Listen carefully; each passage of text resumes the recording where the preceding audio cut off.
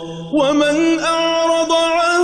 ذكري فإن له معيشة ضنكا ونحشره يوم القيامة أعمى قال رب لم حشرتني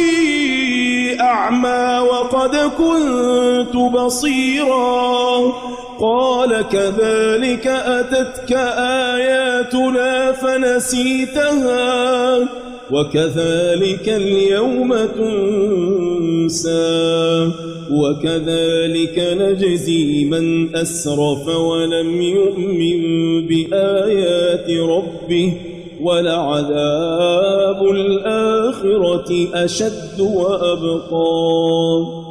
أفلم يهد لهم كم أهلكنا قبلهم من القرون يمشون في مساكنهم إن في ذلك لآيات لأولي النهى ولولا كلمة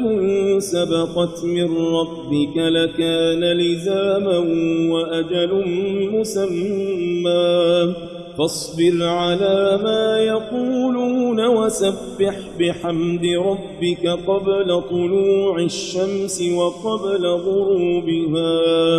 ومن آناء الليل فسبح وأطراف النهار لعلك ترضى ولا تمدن عينيك إلى ما متعنا به أزواجا منهم زهرة الحياة الدنيا لنفتنهم فيه ورزق ربك خير وأبقى وأمر أهلك بالصلاة واصطبر عليها لا نسألك رزقا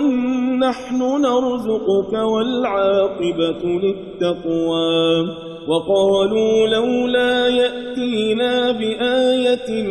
من ربه أولم تأتهم بينة ما في الصحف الأولى ولو أنا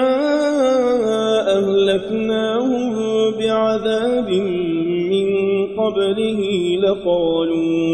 لقالوا ربنا لولا أرسلت إلينا رسولا فنتبع آياتك من قبل أن نذل ونخزى